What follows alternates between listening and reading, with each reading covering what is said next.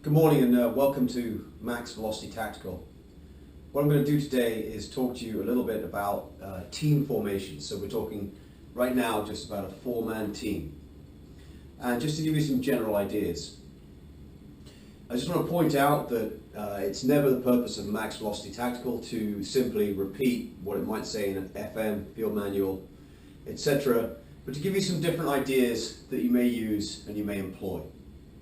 So generally what we do is, if we've got our four-man team, what we do is we're going to divide it into alpha pair and bravo pair. So the first two guys are alpha and the second two guys are bravo. So in this case we're moving from the bottom of the board and we're heading in this direction. So right now we've got a very simple formation, which is single file. Single file is a very useful formation because if you think about it, when you're moving around in that four-man team, you want to be making best use of the concealment available to you. So you may be moving through thicker concealment along sort of hedgerows or whatever to keep from walking across open areas.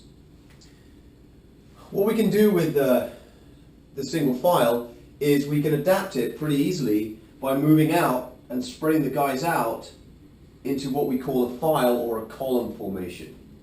Very simple thing.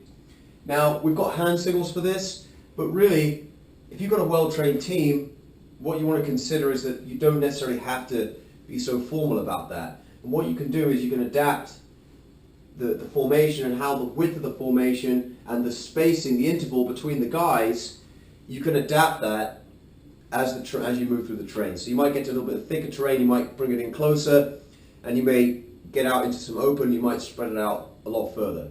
So of course what we're going to have is we're going to have an interval between each individual, which is probably going to be anywhere from 5 to 20 yards, depending on the terrain. But you know, on average it's going to be around about 10 yards, 10 meters. And the way the interval works is it doesn't go from, if you're in column, it doesn't go from this guy to this guy, because he is directly behind him, and he is directly behind him. It actually goes between this guy to this guy, so that's your 10-yard interval, that's your 10-yard interval, and that's your 10-yard interval, which is something that I see people often confuse, and they get too close together. And one of the biggest problems I see as a trainer is people don't understand interval, and they don't understand how to spread out. And of course, if we're walking across open ground, we may have 20 yards between individuals, which is probably something, you know, we have to tactically consider whether we have an option to walk across open ground or not. So, on the subject of open ground, a very popular kind of military formation is to adopt a wedge formation. So there's a wedge formation, and then classically you would put one guy out on one side. So there's your wedge. And remember, we're just talking about a team right now, so you know, this could be a squad and there could be another wedge behind it. Or, you know, depending on where you want that guy, you can put him on the other side. A modified wedge is to bring this guy into here. And this is a good formation. It's kind of a diamond formation, a modified wedge. It's a good formation. It's a very good close protection formation, and is often used if you had a PPO, principal protection officer, with someone you're protecting in the middle. You might put this kind of diamond formation around the guy you're protecting in the center. What I want you to consider is this today, is I just showed you the single file, and I showed you that could move out into column. And that itself is very versatile because we can go between single file and column as we move across the terrain. There's no need to massively reorganize our formation. Also, the wedge is a little bit cumbersome, especially if you're moving through closer country. It's kind of a cumbersome formation, particularly the full wedge where you've got the fourth guy out on the flank. So consider this.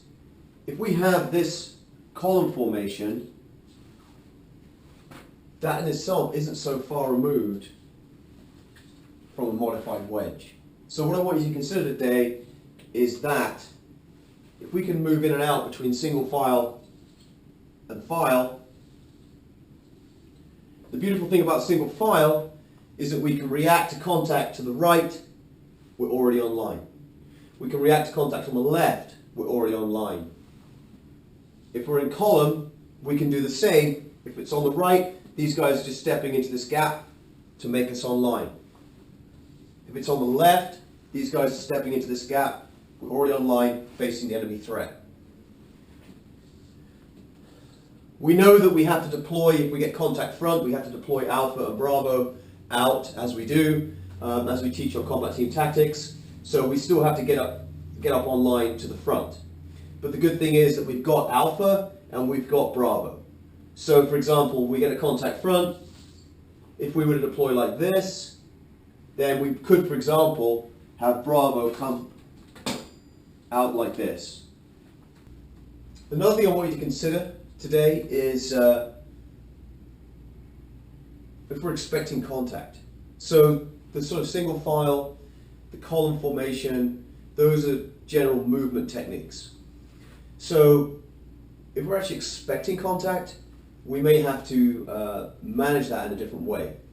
And this is something that people often don't consider, especially when we're doing the live fire training. But then when we do the force on force, you often get a lot of enemy, what we call enemy pre-seen situations. So you might be moving and you might get eyes on the enemy before they see you, or it's about to happen. So you've got to have a solution to this, or you might know that you're moving forwards into imminent contact. So what we can consider is this. Now, if we're moving towards where we think there's going to be contact, we're not in a fire and movement situation right now. What we can do, options, is we can get online and we can just push forwards until we make contact. Obviously everybody's then going to react to contact and then we're going to go from there. Another way to do that will be to, especially if you weren't exactly sure, you wanted a little bit more flank protection, is you could actually modify a wedge something like that. So you've already got Alpha here and Bravo here. So, and you push forwards, you've got a little bit of flank protection out, and then should you hit that contact, boom, you're already online. The next thing to think about is if we want to conduct bounding overwatch. So bounding overwatch, we're not in contact, but we're in a high-risk situation. Maybe we're moving forwards and we expect contact. We decided that we don't want to move forward all on a line together because we want to have a foot on the ground. We want to have a buddy pair, Alpha or Bravo, down, providing potential support by fire. The issue is that we have to be able to do that silently. So we've got to have some kind of hand signal for bounding overwatch, whatever you want to come up with. I often use sort of this kind of thing and then move a team. So let's say we've got Alpha here and Bravo here. So in this case, what we can do is we can push forwards by bounding overwatch. And they're going to get down, and then these guys are going to move up. Now they either come sequential bounds, where they come level, or they go through alternating bounds, depending on how far you want to move in the threat situation.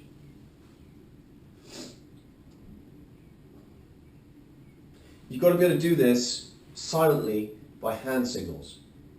And you've got to be able to look into the leader, because often what he's going to be doing is he's going to be establishing what he wants the line to be, and he might be establishing an axis towards where he wants everyone to go. And often I see it where guys will be kind of heading off in the wrong direction, not on line as to the direction of enemy threat. So you've got to pay attention as to where the leader wants you to be, and then we're going to move silently forwards either by bounding overwatch or simply online as we move up towards the enemy position. So just a little bit of food for thought here today. What I want you to consider there is that single file is a good formation. If you just alternate that with a file or a column formation, it's very versatile.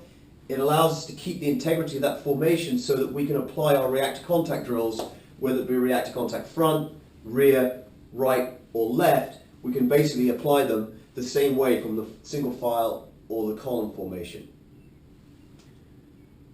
Think about other things to do. I'm not a great fan of the standard wedge. Think about other ways that you might want to move, particularly if you have to communicate silently, if you have to move up towards an imminent contact. And we see this happening on force training all the time. So there you want to think about the ability to get online. Now, what we would do is, when I showed you the modified wedge here, a different type of modified wedge, in this case we've got alpha on one side and Bravo on the other.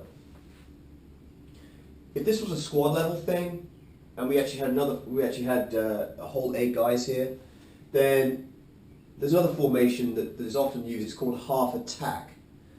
What that means is we actually get in 2 lines, and then if it was another 4 guys, they'd be coming back here. And so this is alpha and this is Bravo, rather than being alpha and then Bravo. Or this would be the whole of Charlie fire team and the whole of Delta fire team. So it's different from a column which staggers back. I hope that makes sense. And the idea of going into that half attack formation is it's kind of a more mobile way of doing this kind of arrowhead or online. It's kind of a way to move where you don't necessarily want to be online, you don't want to be like that, but you want to move like this, but rapidly deploy up onto line with alpha one side, Bravo the other side.